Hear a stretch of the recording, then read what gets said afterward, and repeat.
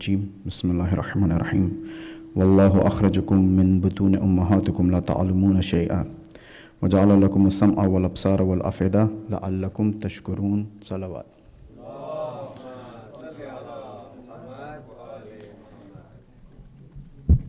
So it looks like it's Sunday morning, mashallah. And that's why well, maybe not that's why. But I had this idea in my mind that the question we posed in 2 days, we'll try to have answer of that to some extent. But inshallah, I hope if anybody would want to know that, they can see the video or the live stream later on. Unfortunately, I didn't get the chance to sit down with the brothers and have a dialogue. Inshallah, maybe sometime, because the schedule was quite hectic. But inshallah, some other time, we can sit down and talk about these things which we discussed here.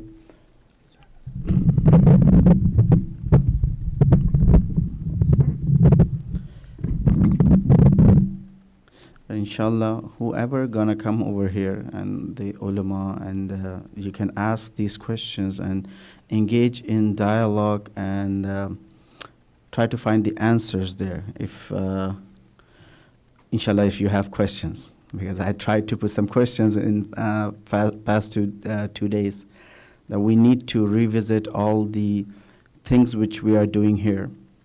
In this era, in this time, and especially in this place, that if we are doing it the right way or not, and if we are doing it the right way, is there another way to do it or make it better for not only our coming generations, but for ourselves as well.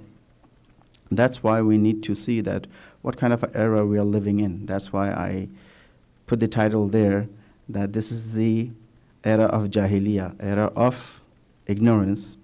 And this is a modern era of ignorance, and modern ignorance is actually the ulama, and even not ulama Islam, but even the scholars who are not from Islam, they have these discussions in the books as well, that this enlightenment after the Renaissance was, what kind of an enlightenment was that? Is that the enlightenment only in the physical form of humanity, or enlightenment for the humanity by itself? So the take I'm taking here is it's just an enlightenment of human bodily forms of humanity, not the humanity itself. As a matter of fact, the humanity as as an essence, as a reality of human beings, has declined after so-called Renaissance or so-called enlightenment. We're gonna call it so-called enlightenment because they said, what the story behind that, right? The science came in, and the church was against the science, and the church was, feeding that everything is from God without any aql, because the main doctrine of the Christianity is this, that the religion and aql are different. Like I mentioned before, when they interpret this story of Hazrat Adam going close to this tree, that tree, they say that there was a tree of knowledge. So Allah subhanahu wa ta'ala, na'uzubillah, asks Hazrat Adam not to get close to knowledge.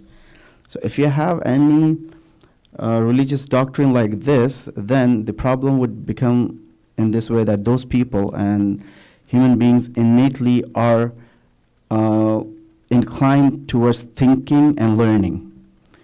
So this doctrine by itself is against the nature of human, the fitrah of human beings.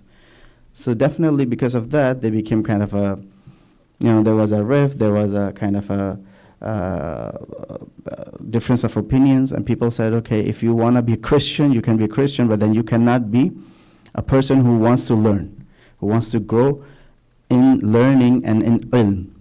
And there was a separation. This is what the story they tell us, and probably is to some extent is true, because there was some problem with the church as well when they were trying to cut down the discussions, ilmi discussions, the story of Galileo and all those things.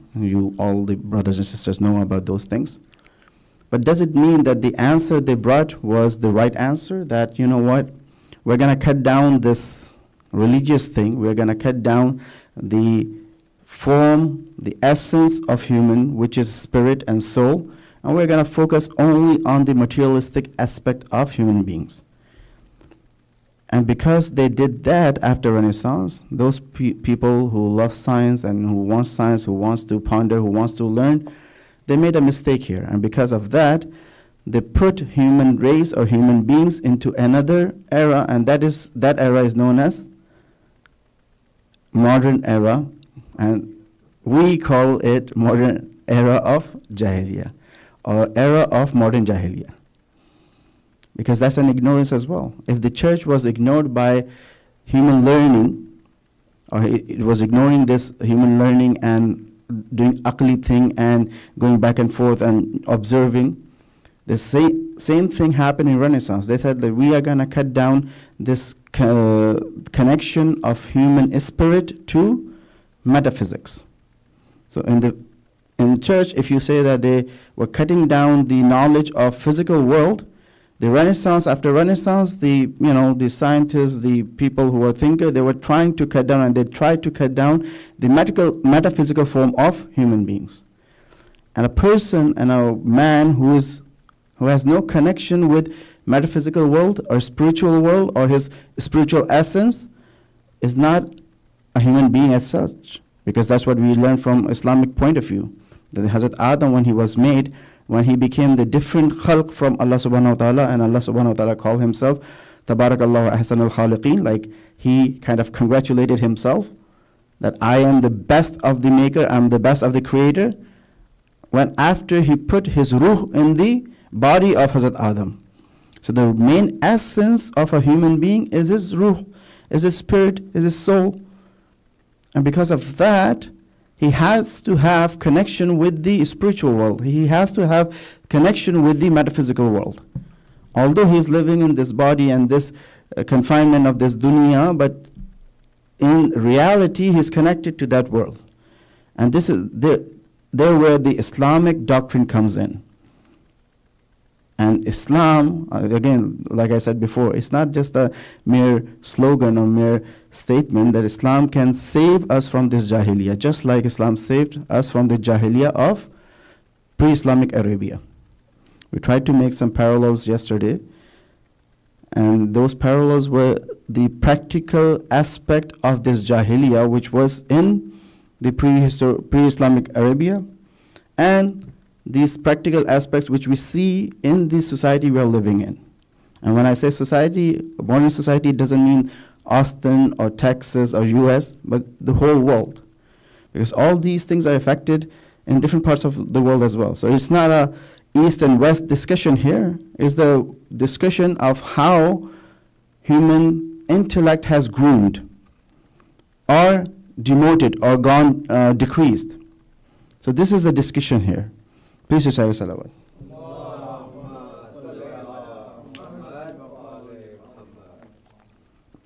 Please recite another salawat.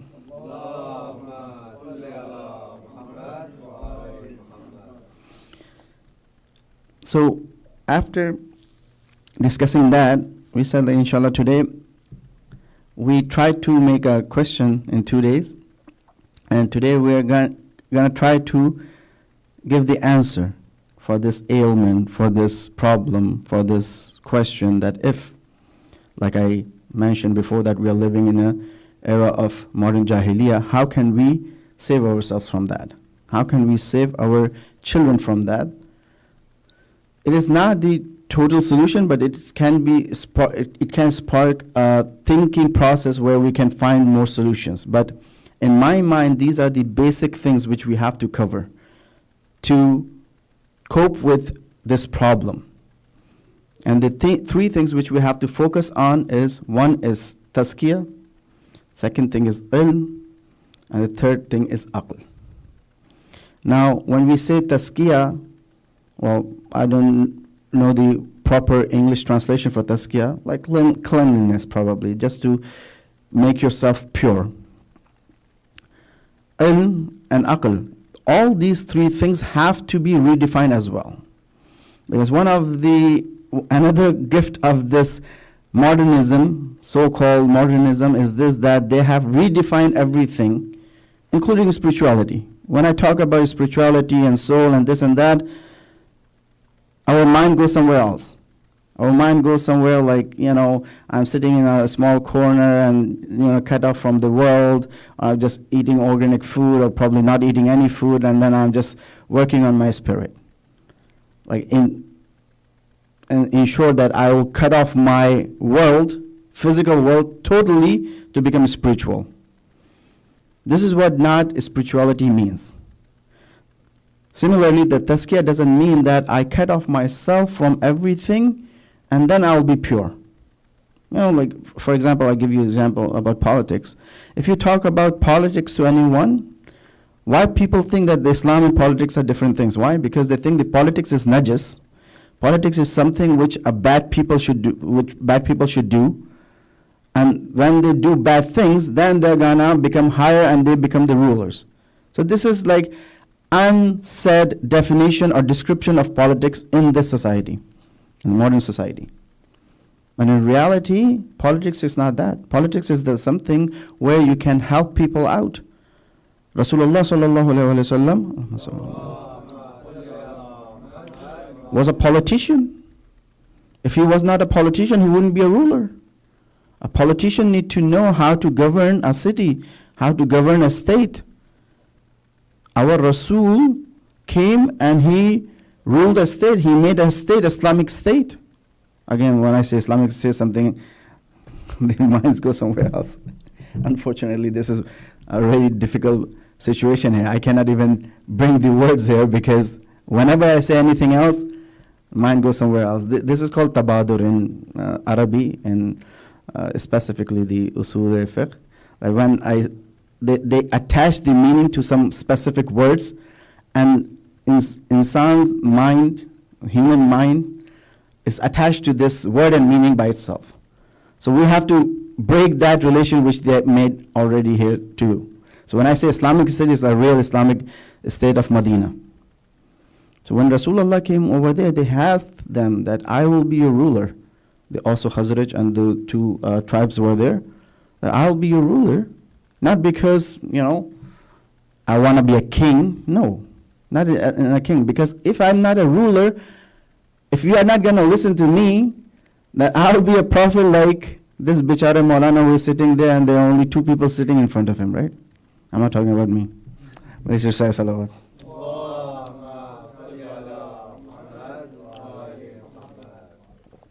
But if this member would be governing the state, there will be a lot of people here because they would think that, okay, you know what? My day-to-day life is related to this member. Related to the pulpit which is made by Rasulullah, a pulpit from where Rasulullah is giving out the laws of Islam, the laws of Allah subhanahu wa ta'ala, the creator of the world. This division of the church and the state was deliberately and really visibly done by Christianity, but we Muslims are following that thing too. We Muslims think the same thing. That a Maulana, a person who has the Razavi education, he has nothing, he as a matter of fact doesn't know anything what's going on in this world. We'll just kiss him from afar, just like Quran, right?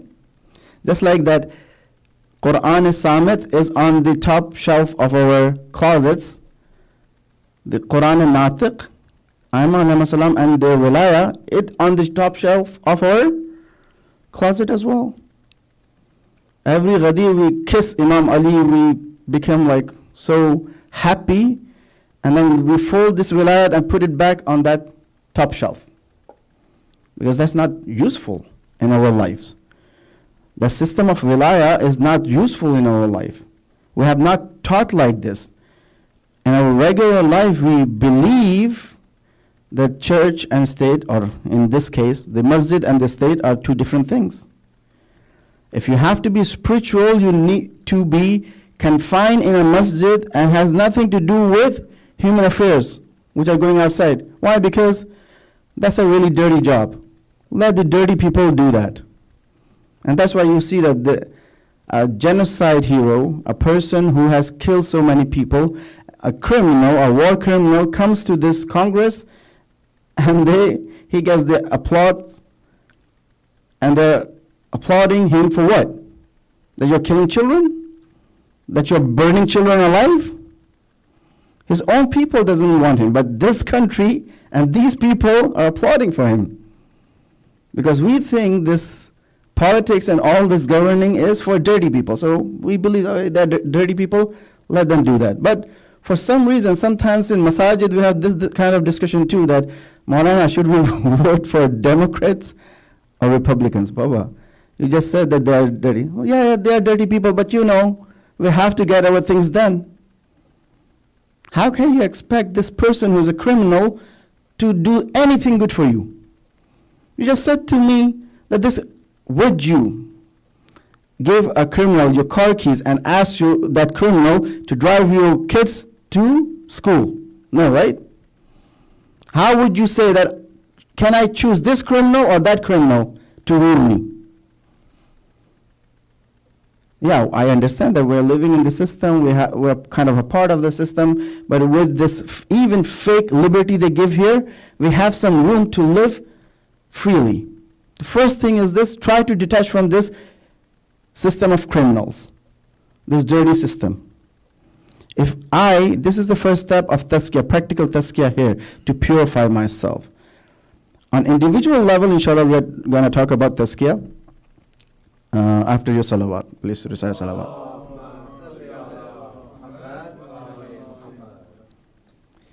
So when we say that there are three things which we have to have and acquire and redefine and then acquire to confront this modern day jahiliyyah, the first thing is tazkiyah. Now what tazkiyah is? I just talked about this, that on social level, on community level, we need to be detached from this sick system. It's a sick system.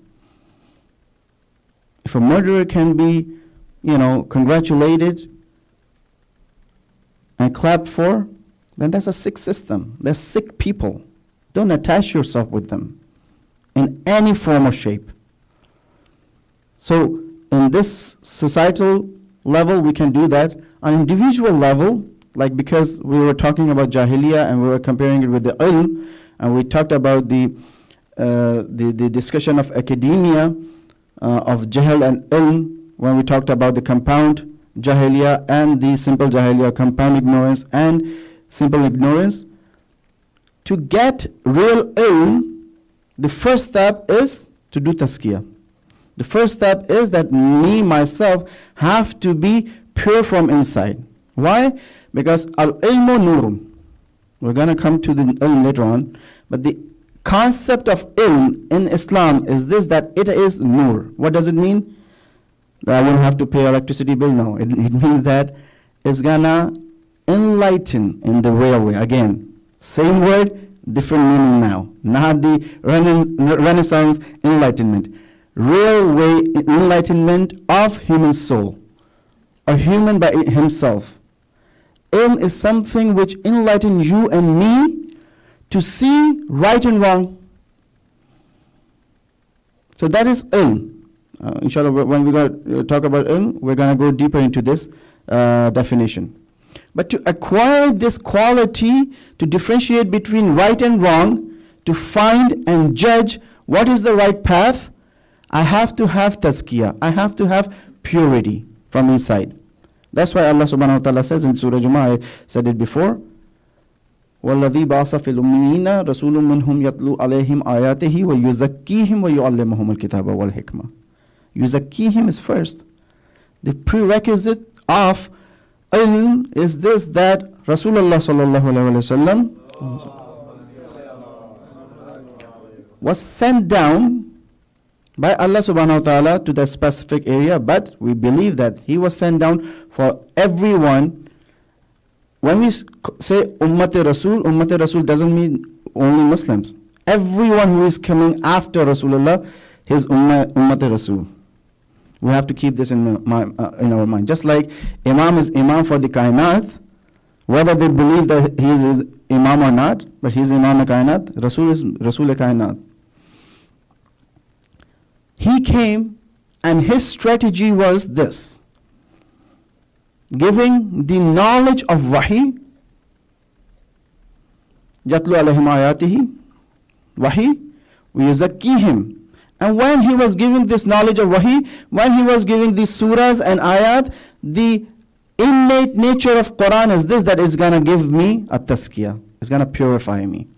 By giving this knowledge, he was purifying them.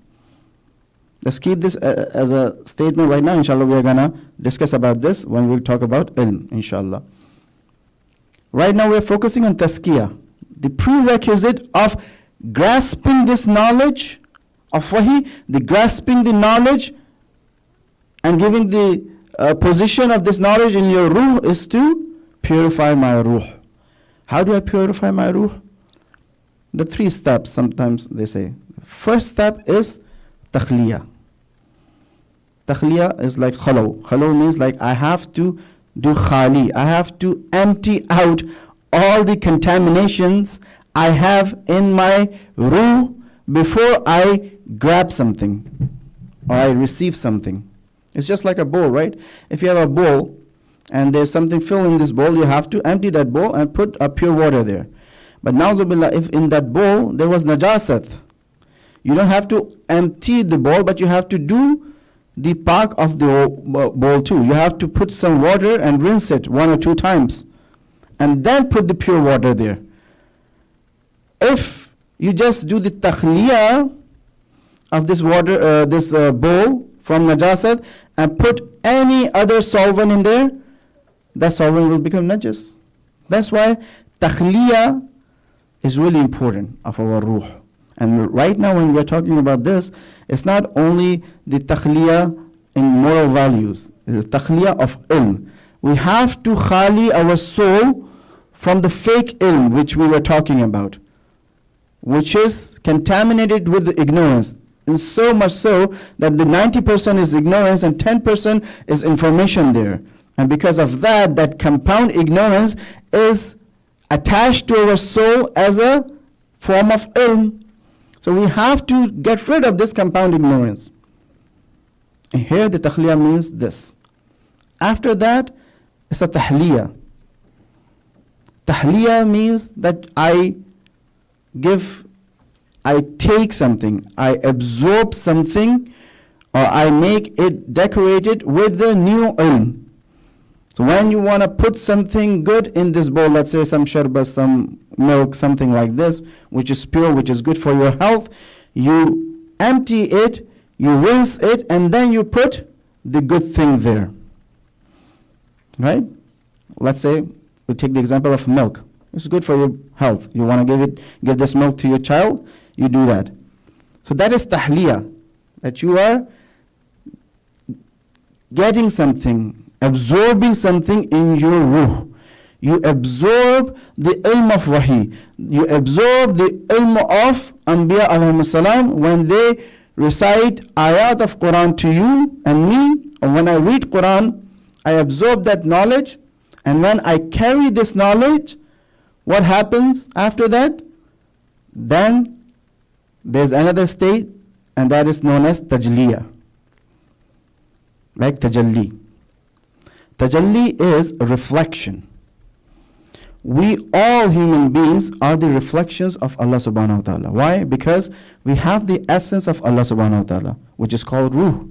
Similarly, the ilm anbiya is actually ilm of Allah subhanahu wa ta'ala. Is the ilm of reality. When I get the ilm of Allah, when I get the ilm of Anbiya, when I get the ilm of Wahi, it means that I get close to the reality of the existence. My existence become real, become combined to the reality of the universe. The reality of the universe is the ilm of Allah subhanahu wa ta'ala. And when I combine with that reality, now I'm reflecting this reality and I am giving it to others. This is what a Shia of Ali ibn Abi Talib is. This is what the real Ummi and real Muslim of Rasulullah sallallahu alayhi wa sallam is. Who cleanse his soul and heart from wrong information, from contaminated information, which is eating up his soul, cleanse it from that information, brings the new and right information in his heart, and then give this information to others. These are the 3 stages of tazkiyah. If we do this tazkiyah, then we will be able to do the hamal, absorb, to carry on that big burden of Allah subhanahu wa ta'ala. And that big burden is wahi. That big burden is the real ilm.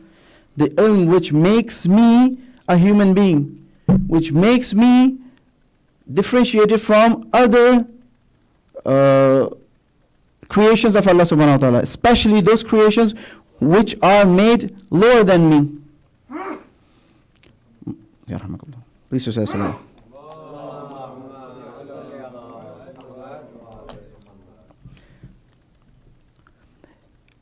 In the realm of creation, we have different levels, right? Human beings are in which realm? They're in the highest realm.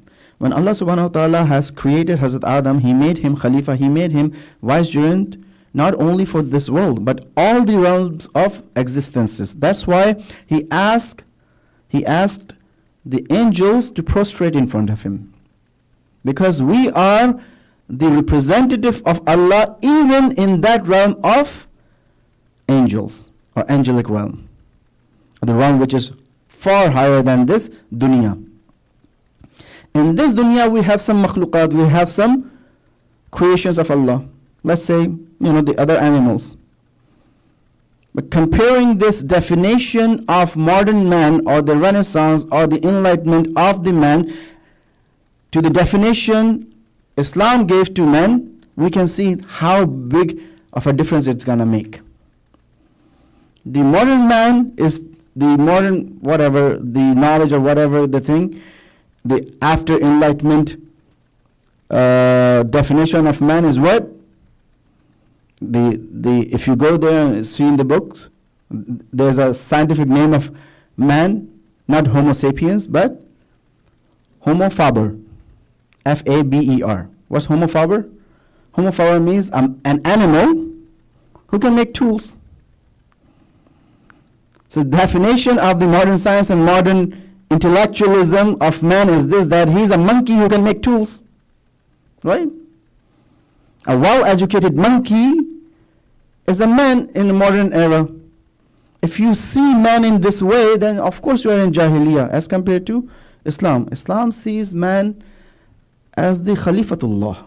Only his body is like other animals.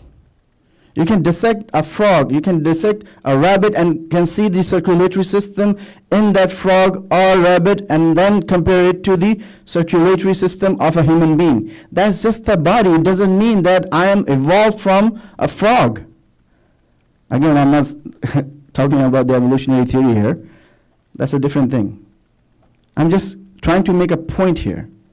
I cannot see a human being as just an advanced animal. No, he's not. Or social animal.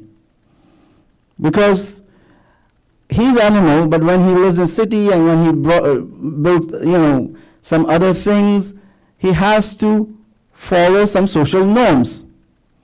As a matter of fact, he's wearing clothes only because of that. Because he has to follow social norms. Now, if you change these social norms, that this person doesn't have to wear clothes anymore, he won't be wearing any clothes. How am I going to confront, or how am I going to tell my child about this theory? How can I confront this theory? Only by saying that the image and the definition of and description of man you have in your mind is wrong. That's flawed. Man is not an animal. Man is not an advanced monkey. Man is the representative of Allah. That's why we have to have satr, because he's satir. We have to think in this way. Otherwise, if I try to explain hijab, I try to explain my Islamic clothing, I'm going really like a thing which is really tangible and really, in front of our face.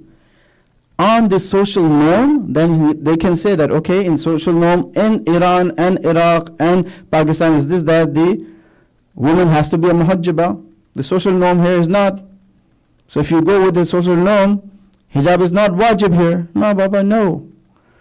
Because I am not building my ilm by the society.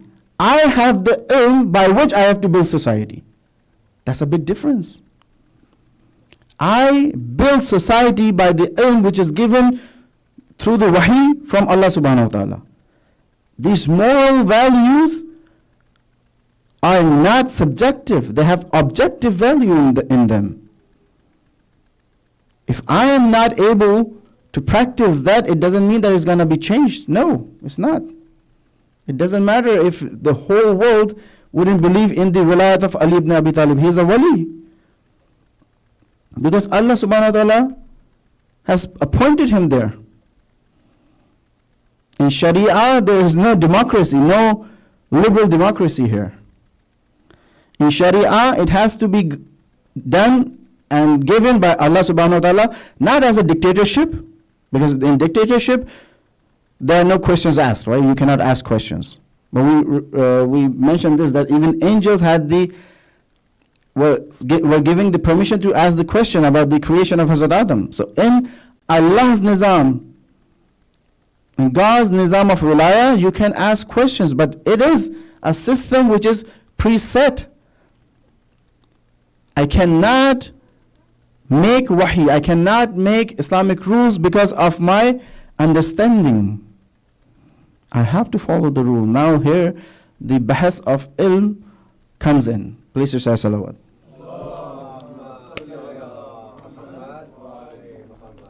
So one thing I do is this, that I have to do tazkiyah. After that, inshallah, I'll be able to carry the ilm wahi, ilm of Allah, the ilm of reality.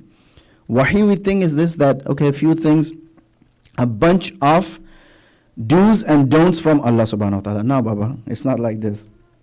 How many ayat in Quran we have about haram and halal? Few ayat. If you take the percentage, probably it's less than 10% of Quran. What is 90% of Quran? It's giving me the real knowledge of myself. How do I live like a human being, a real human being which Allah subhanahu wa ta'ala has created? All these stories of Anbiya and all these stories that people were not getting hidayat and they were coming and trying to put them in the path where they can be connected to Allah subhanahu wa ta'ala, is to tell me my real path is that. My reality is my spirituality. My reality is my soul. My reality is to go to Kamal. My reality is to get united with Allah subhanahu wa ta'ala. My reality is this, that I have to make a system which is given by Allah subhanahu wa ta'ala in this world. When I say spirituality and soul and metaphysics, it's not when I go back and when I go to Qabr, or before Qabr I'll just do all my Qaza Umri for 10 years. I say Khudafiz to this world and I'll go. And that world is gonna start there. No, Baba, this is a parallel world here. Right now when I'm sitting, my body is sitting here, my ruh is in Alam al-Malakut. It's in a different realm. And these 2, 3, or 4, or how many realms we have of existence, they're parallel. My body is here, but with the body what I'm doing, I'm feeding my ruh, I'm feeding my spiritual existence, my essence. I'm making it or I'm destroying it. This body and this world is a tool to shine my ruh or to put it in the darkness. And it's happening every day, every minute of my life. That's why we have a hadith like this and riwayat like this, that every day, Imam Ali said this, right? A moment's next day has to be better than his previous day. What does it mean? That he has to be going forward every day. Just like my age is increasing, my ruhani status should be increasing every day and every minute. And it is really easily accessible in this world, because in this world, if I do 2 rakat namaz, the effect of that 2 rakat namaz of my jism, which I'm performing with my jism, the effect of this bodily movement on my spirit is long lasting, far long lasting. That 2 rakat namaz would be increasing my levels of my spirit or soul, which cannot be achieved in other realms of the existence. If it became really, really difficult, please recite salawat. Inshallah, if it makes sense, recite a louder salawat.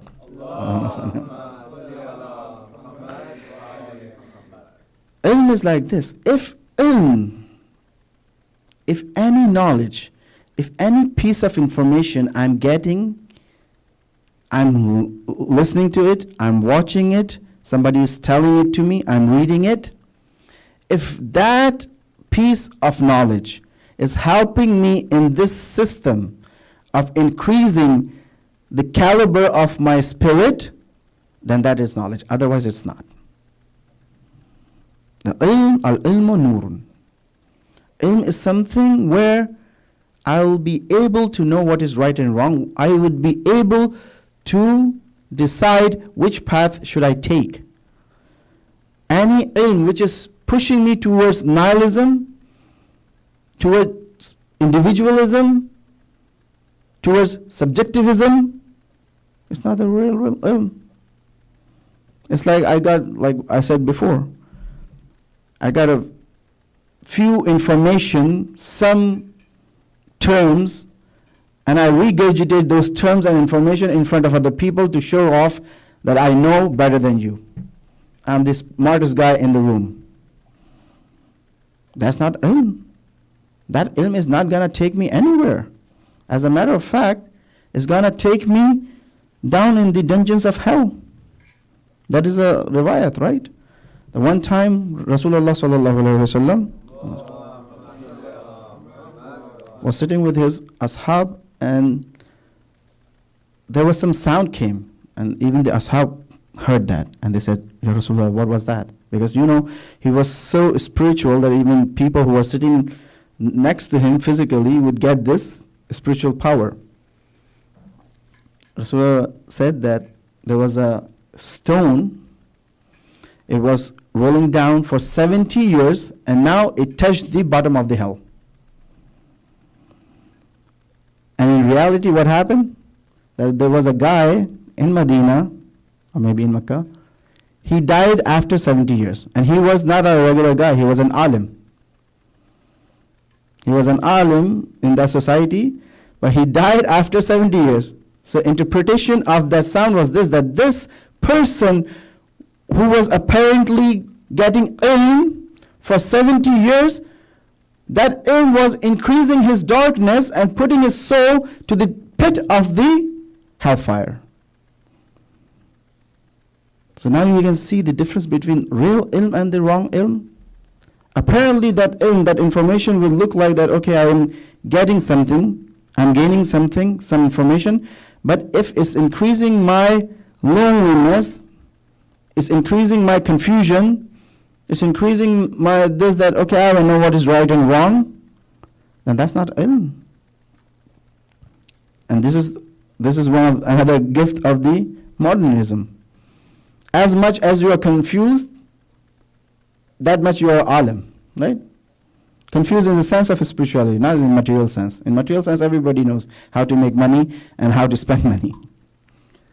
In spiritual and soul form, you're confused. I don't know if Allah exists. I don't know. Are these just stories? I cannot go there. I cannot think about that. What are you talking about? Yes, you can. You're denying it. You're in denial. The third thing is aql. These things are the remedies of saving ourselves from this modern enlightenment, or I'll call it modern jahiliyyah. That I have to equip myself with tazkiyah, I have to clean myself, and I have to equip with the real ilm. The ilm which is going to take me towards Allah subhanahu wa ta'ala. It doesn't mean that when I say it like this, I have to make, distinction everywhere. It doesn't mean that I am dividing ilm into secular ilm and non-secular ilm. Secular ilm and religious ilm. No. all the knowledge is religious knowledge. Every knowledge is religious knowledge. Even if you are studying modern physics, that's religious knowledge. We used to have science, Abu Sina had the book about the spirituality and a book about the physics and biology. All this ulum came from Aimma alayhi salam, Rasulullah, from Wahi. All of these ulum, all of these things which we have mistakenly divided into secular and non-secular, they're all Islamic ilm. Even as a matter of fact, they said that even this technological ilm is initiated from Allah subhanahu wa ta'ala. Hazrat Idris, the Nabi Idris, was known as Idris because he used to give dars. He used to give lessons, and he's the first person who had this knowledge of sewing or making the cloth. And that knowledge and that technology was given as a wahi to him. So even this technology which we see here, it is from wahi as well. It is from Allah's intuition. Not the wahi shari'i, but the intuition from Allah and given to Anbiya. For some reason we think that no, this is just like politics. The politics is the people of dirty people, work of dirty people. This knowledge is for those who want to live here. If you are a religious person, don't go to university. Baba, nobody's saying that. Make universities giving the real ilm, not the fake ilm. They have to build universities like this. MashaAllah, you are building a school. That's the first step. I make this school, and my basis of my school should be on Islamic principles. These principles, not just to write one Bismillah ar-Rahman ar-Rahim on the first chapter of physics. No, Baba. My physics has to be working with my spirituality. My biology has to be working with my spirituality. This is what Islamic school means. Not just giving 2 ayat and then give the theory of evolution. No. Open their mind, ask them why evolution and where they are trying to go from this evolutionary theory. I'm not refuting it, but ask them what are your social sciences? How can you build social sciences, Islamic social sciences? You are a Maulana and you have to follow the psychological parameters which are taught here. That's not possible. The psychology is built because it's acquired knowledge. So this psychology is built from experimental knowledge or acquired knowledge. Both of those things are dependent on the society you are living in. But my psychology has to come from my anthropology, from my insan shanasi. I need to know human psychology through the lens of anthropology, through the lens of wahi, how Allah subhanahu wa ta'ala sees a man and his intellect. I have to build ulum like this. We have to do a lot of work, brothers and sisters. Sundays off, that's fine, but after Sunday we have to get back to work. Not to that rat race, but back to real work. And this is our real work. I'll just say one thing because I think I have only 5 minutes left, and then inshallah I'll take your leave. Please recite the salawat.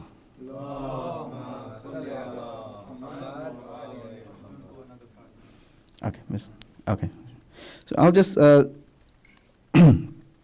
say this ayat for ilm. So we will have this tabarruk. What ayat says? إِنَّمَا يَخْشَى اللَّهِ مِنْ عِبَادِهِ الْعُلَمَاءِ. The ulama are those people. The definition of ulama are those people who are carrying the knowledge, are those who are afraid of Allah. The translation gives us this. Yakhshi Allah means not afraid of Allah, but this is how we translate it. Yakhshi Allah means like a person who can think of Allah, who is God-centric, not human-centric. Me and you have to be God-centric, Allah-centric. He is the creator. I'm not praying Him just to get a really great job and beautiful wife and great car and great children. No, that's fine. We can do that, but I am praising Him. I'm praying to Him to get close to Him. This is Yakhshi Allah. Only ulama, only those who know the knowledge of Allah would want to attach themselves to Allah subhanahu wa ta'ala. They want to revolve their lives around Allah subhanahu wa ta'ala, not Allah subhanahu wa ta'ala around their lives. Unfortunately, sometimes this happens, right? Oh Allah, you didn't listen to me. You should have listened to me. I did this, so you better give me something. Sometimes we say it in these words. Sometimes we think in this way. This Ramadan, I did all 30 fasts. Oh Allah, you need to give me something. This is the thinking of a person who is human-centric. That automatically he thinks that he's entitled to get everything. He has given you and me everything. The life is a gift by itself. But when I am human-centric, I don't see this life as a gift. I had a question the first time or second time I went for tabligh. The young brother was asking me, Maulana, I didn't want to born. I've been born, this is not my fault. Why do I have to follow Allah's laws? Because it's not my ikhtiyar. Baba, yeah, it's not your ikhtiyar. But why this thing is coming in your mind? Why this is not coming in my mind that I was nothing and Allah Ta'ala has created me as His vicegerent? Because the life has been told him, or life has been defined to him in a really bad way. That this world is, full of pain and everything. I didn't even want to born here and I'm born. This life is disconnected from metaphysical world. This life is disconnected from Allah subhanahu wa ta'ala. If this child would have been told that you have been born with a great responsibility, and because of that great responsibility, you have great potentials, and you can use those potentials, then he will be seeing the life in a different way. This is the difference between the ilm-e-Islami and Islamic knowledge and non-Islamic knowledge. The modern knowledge is not going to prepare you for those things. Now the third thing is aql. What aql is? Ma ubida bihi rahman wa uktisaba bihi jinan.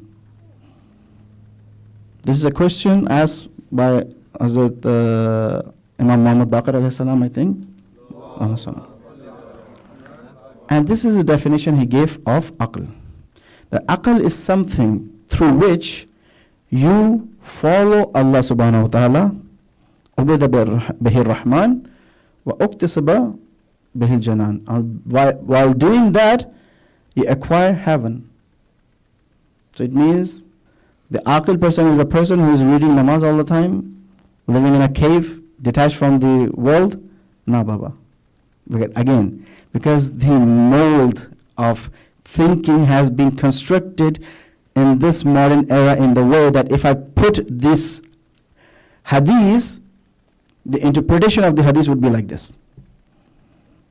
That a person who did the tarki dunya, a person who is not living in this dunya, he is just doing ibadat of Allah, ubida bihi rahman, waqtusaba bihi janan.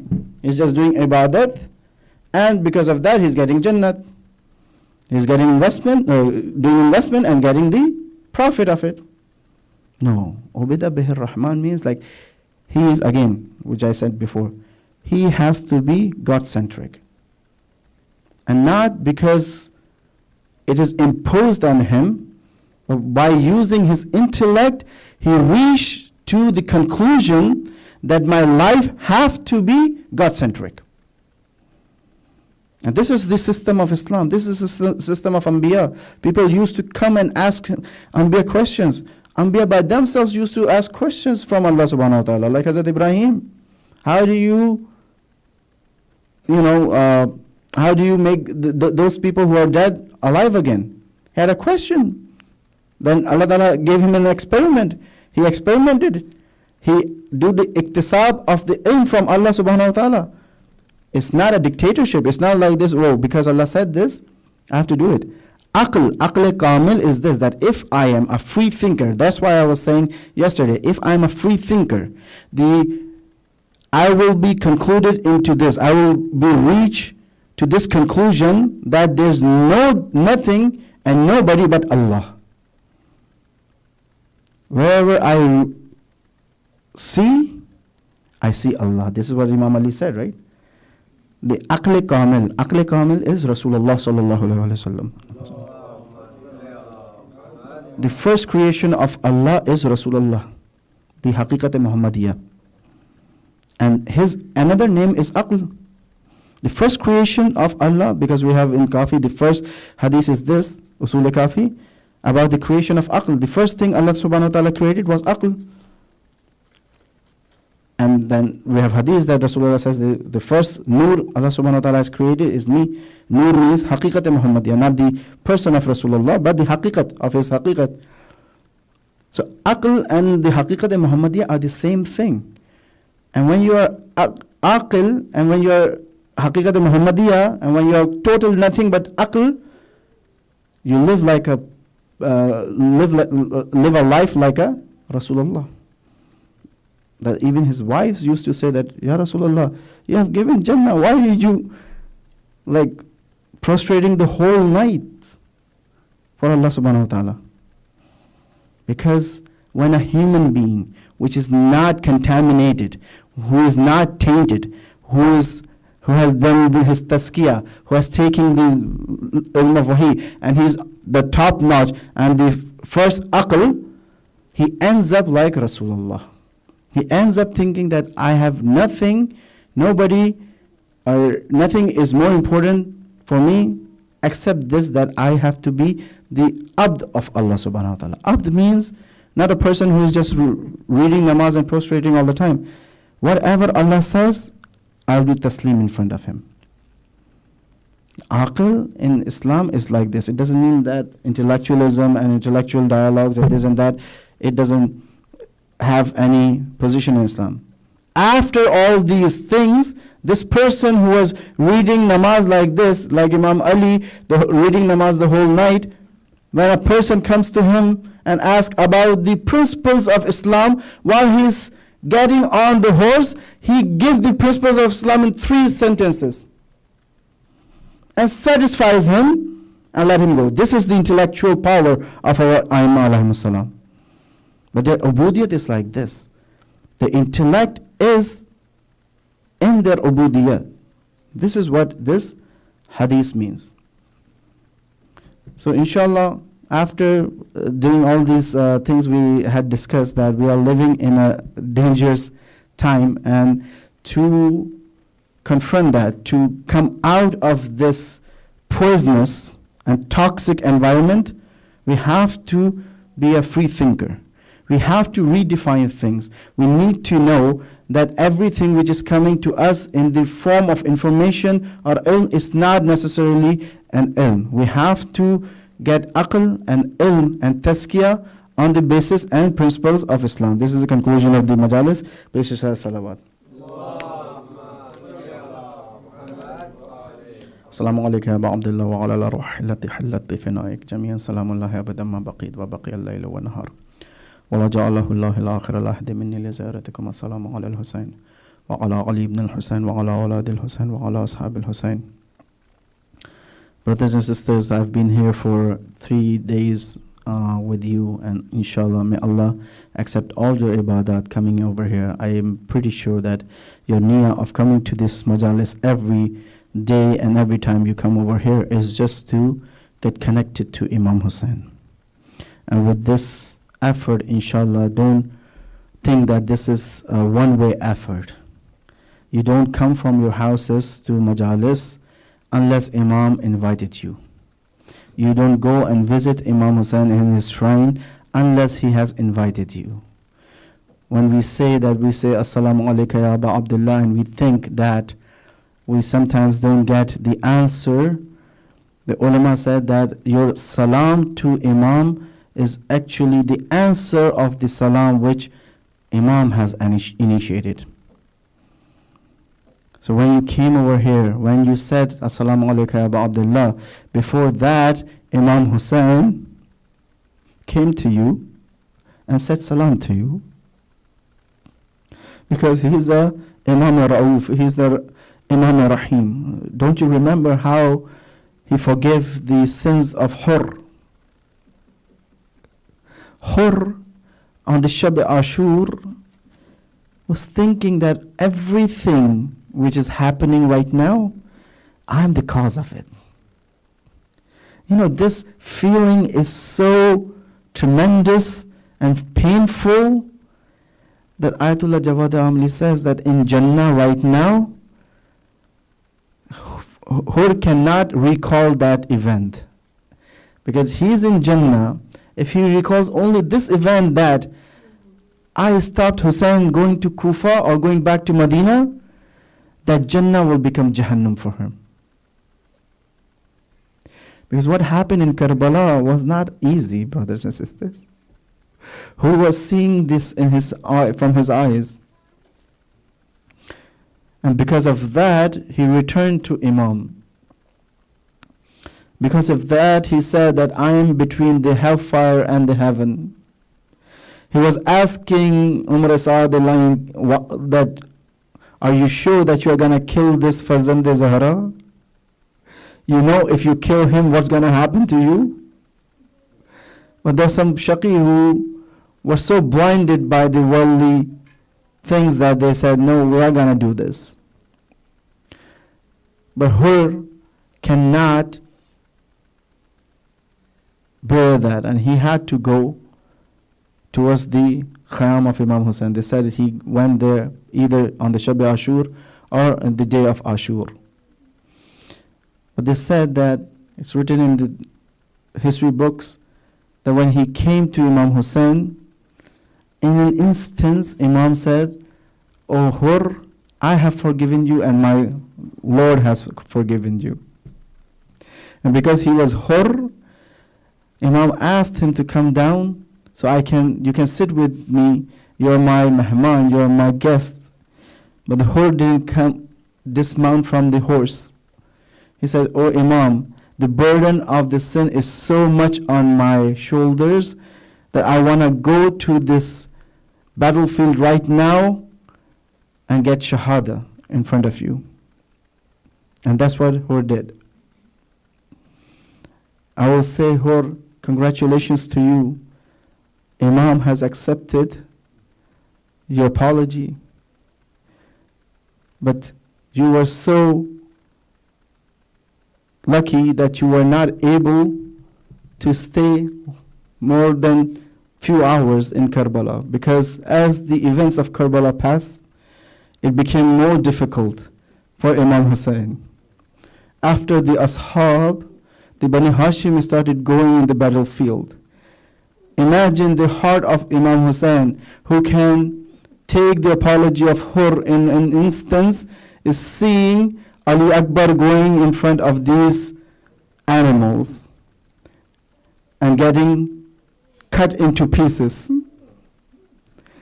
Seeing Qasim going in front of these animals while he was not able to wear any armor. His body was exposed for the swords of Yazidi army. But the biggest exam and test was for Sayyid Sajjad. We talked about this, that Sayyid Sajjad, when he heard on the Asr Ashur that people were happy and making noise, he saw from the khayma, he just took the curtain off the khayma and saw the head of Imam Hussein on the spear. And when he said, "Salamu alayka ya Aba Abdullah," that was not the last thing he saw after Ashur. That's the first thing he saw. Sajjad's test started from that scene. Remember the Sajjad, Imam Sajjad on the Asr Ashur. Remember the scene that on the one side, the Mukhaddarat, the women were moving from one tent to other tent, and Yazidis were putting these tents on the fire. When Amma Zainab, when the Pupi Zainab was asking her Imam that we should burn in the fire, we should go outside because we don't have any maqna. On the other side, the Umar Saad al-Mal'un said that after killing the army of Hussein, if you want to get your prize If you want to get some money from the hakim, you have to go and cut down the heads, behead the people who you have killed. And after that, the army of the Yazid came to the Ganja Shahidan, the tent where Imam put all the Shuhada, and they started cutting the heads off. Kholi came and cut the head of Ali Akbar. Imam Hussain has gone, but Sajjad is there. On one side he's seeing that his women are running from one tent to other tent, and on the other side he's seeing that these Yazidis are beheading his brothers, his uncles. And then on the morning of 11 Muharram, when he saw the body of Imam, I said this before, that Zainab Ulia, who saw the slaughtering of Imam Hussain, was not able to recognize the body of Imam. How could he see the body of his father like this? One Imam seeing the body of another Imam in this condition. سيعلم الذين ظلموا أي منقلب ينقلب ماتم حسين.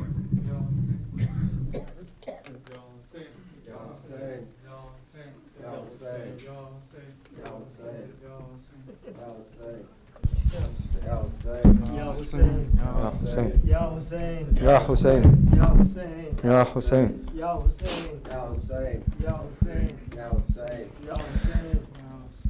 يا أبا عبد الله، نحن أمة حزب الله، في نهج الحسين نمضي في سبيل الله، في سبيل الله.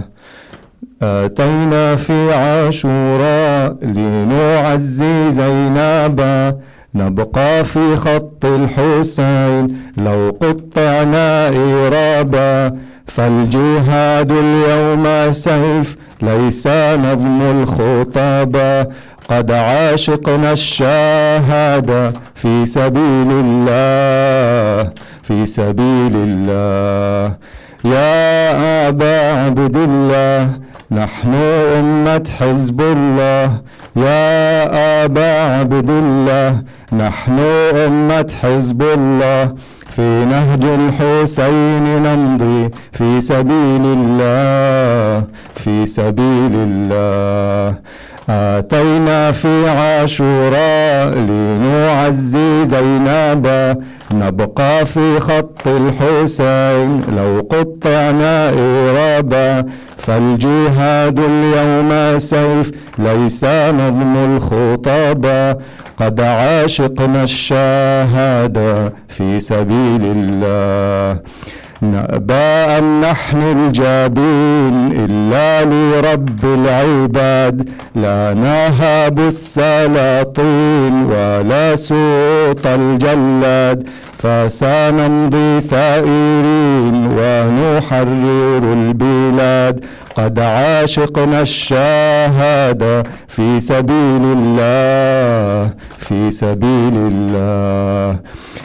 هي قلب الحسين كم حملت من عنا، وجاهدت باصطبار راسما خط الإبا، عهدا يا سبط الآمين لك مخزون الدماء، قد عاشقنا الشهادة في سبيل الله، في سبيل الله. لك العهد يا حسين والوفاء والفداء، لن نهون لن نلين رغم أنوف العدا، قد سألت الناصرين هكا دمانا الصدى، قد عاشقنا الشهادة في سبيل الله، في سبيل الله. صلوات على محمد وعلى محمد.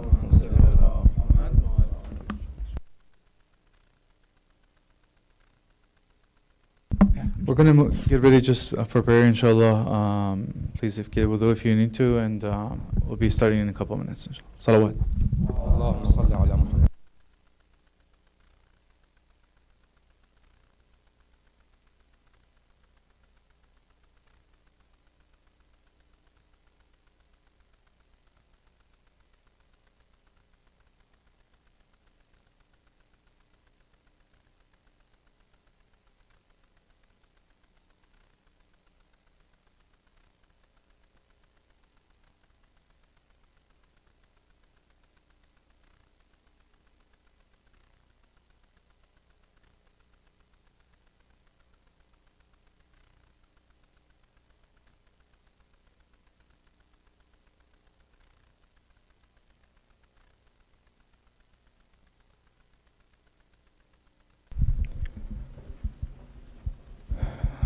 اللهم صل على محمد وآل محمد.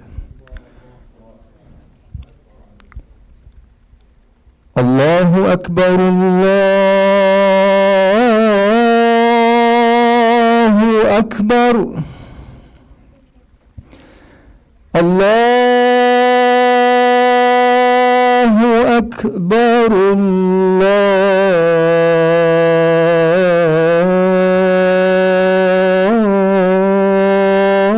الله أكبر. أشهد أن لا إله إلا الله.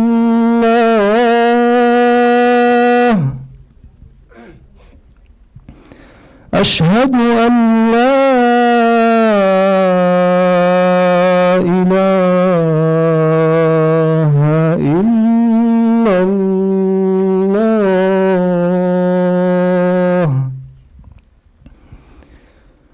أشهد أن محمدًا رسول الله. اللهم صل على محمد وآل محمد وعجل فرجه.